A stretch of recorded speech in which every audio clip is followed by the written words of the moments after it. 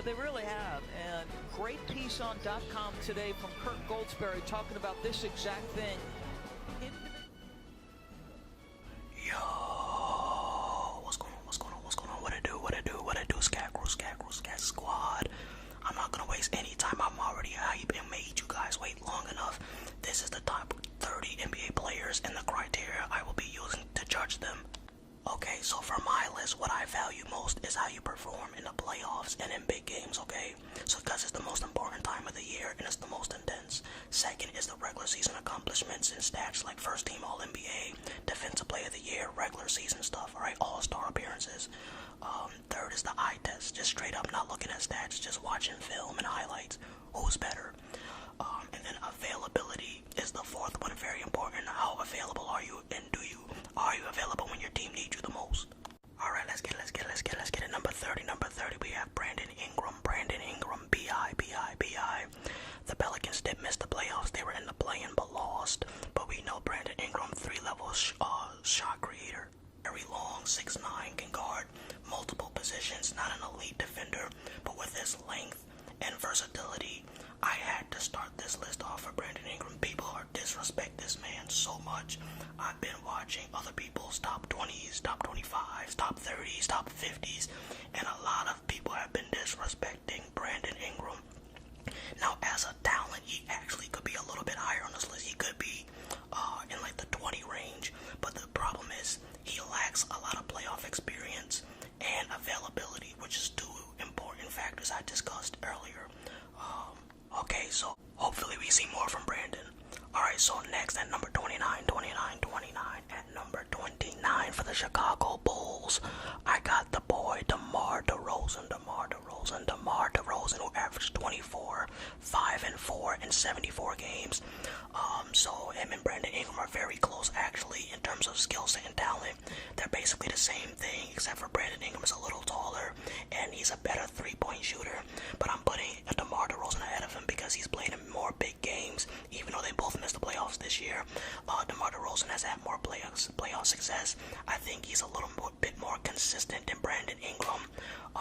And most importantly, he's more available than Brandon Ingram. Brandon Ingram, as I mentioned, he just can't stay healthy. So DeMar DeRozan, I would start my team with DeMar DeRozan over Brandon Ingram, just over the simple fact that DeMar DeRozan is going to be healthy, alright? But in terms of skill set and qualities, they both bring pretty much the same thing to the table. They're going to both give you 25 play average defense. Alright, so number 28, I got the boy Julius Randle, Julius Randle, big body ass.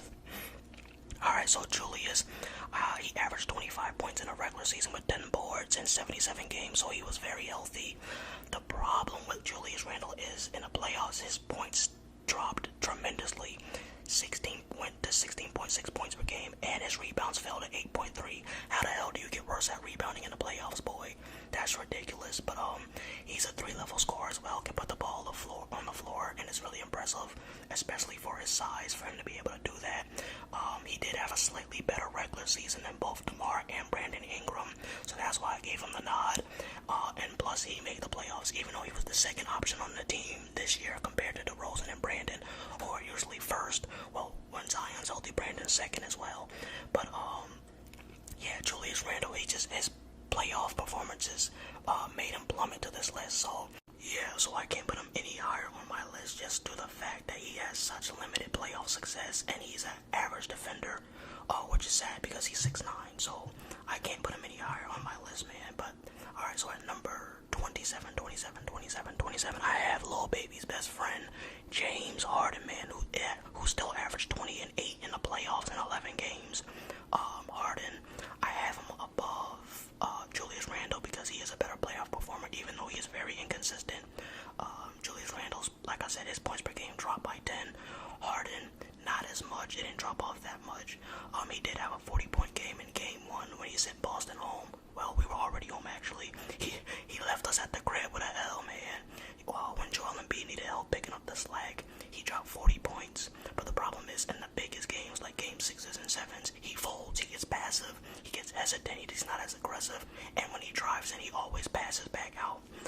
So I can't put him any higher, but he is better. He is a better player performer than everybody I've named so far. Alright, Alright, so at 26, I got that man, Bam Adebayo, the consistent second option for the Miami Heat. Bam averaged 20 points and 9 rebounds in a regular season, and he did make the All-Star team. His points did drop a little bit, but that's expected because Jimmy Butler's points went up. So that is, like I said, it is to be expected. And he's not on Miami for scoring anyway. He's there for defense, rebounding, hustle, and toughness. Like I said, he is a number 2 compared to some people who I listed earlier on the list who were number 1s.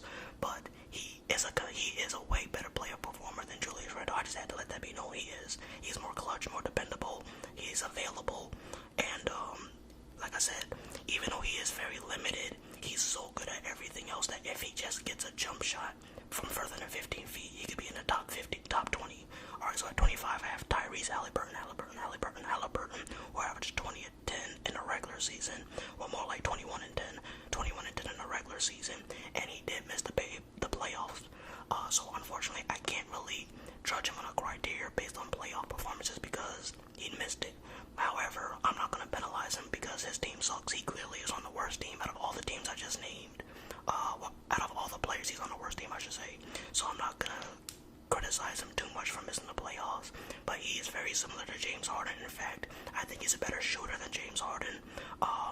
I think he might be better in bigger moments. It's kind of hard to say that because we haven't seen him yet in the playoffs. But it's really more so Harden choking is why he's not higher than Haliburton, because even though Haliburton hasn't made it, he also hasn't choked.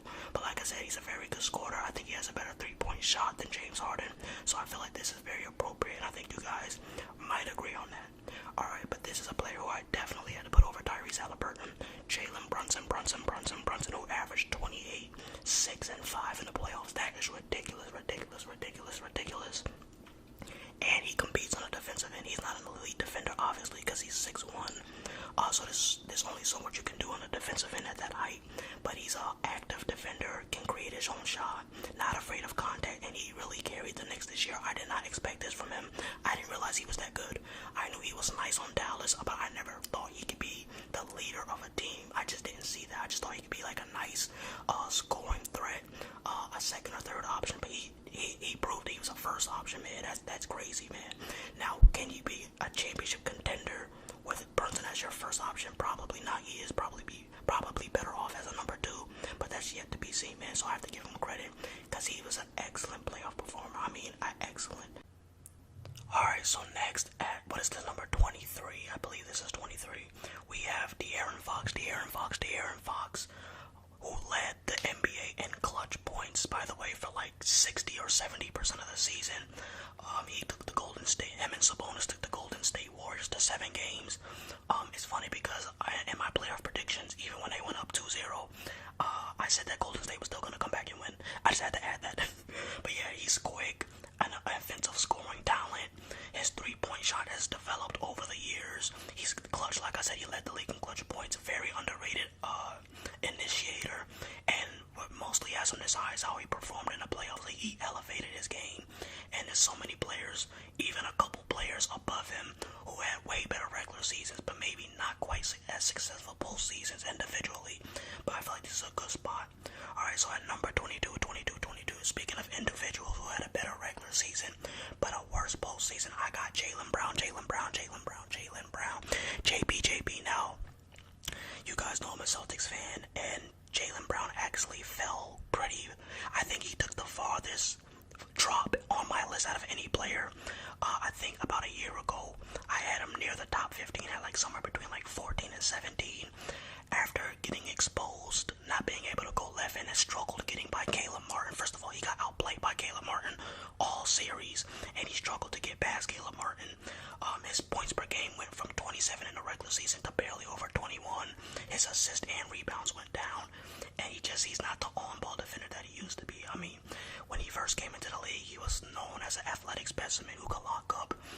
Now, his on-ball defense is pretty good, but his off-ball is just, it leaves something to be desired, man. He doesn't make the best decisions IQ-wise, but he's still an elite 3-level scorer, one of the most athletic guards in the game, one of the best 3-level scorers at the position. He's still elite, was second-team All-NBA, so I have to give credit for that. If he gets a left hand, he could definitely get his way back I just can't put him any higher based off what I saw from him this postseason. And he has to improve. He has to become a better decision maker and more clutch. Alright, so now to close out our list for the 30 through number 21, I have Zion Williamson. Now, this is one that's more off the eye test because obviously Zion Williamson has not participated in the playoffs, even the year the Pelicans made it. Zion was injured, so he hasn't done much postseason wise. But off the eye test, I can just tell you right now, if the Celtics had Zion Williamson instead of Jaylen Brown, they probably would have beat Miami. So just based off that, I think just based off the eye test, Zion is a little more dominant than Jaylen Brown. I think Jaylen Brown's a little more versatile in terms of a scorer, but Zion has averaged 27 in the regular season. You know what I mean? He's made the All-Star team, or at least got voted for it, even though he didn't participate in it. So I have Zion Williamson closing out my 30 through 21. Jaylen Brown is number 22. If you guys want to take a guess who do you think number 20 is, go ahead and do that in the comment section. Next video will be players 20 through 11. I'll catch y'all, and I'm out. Peace. Hey.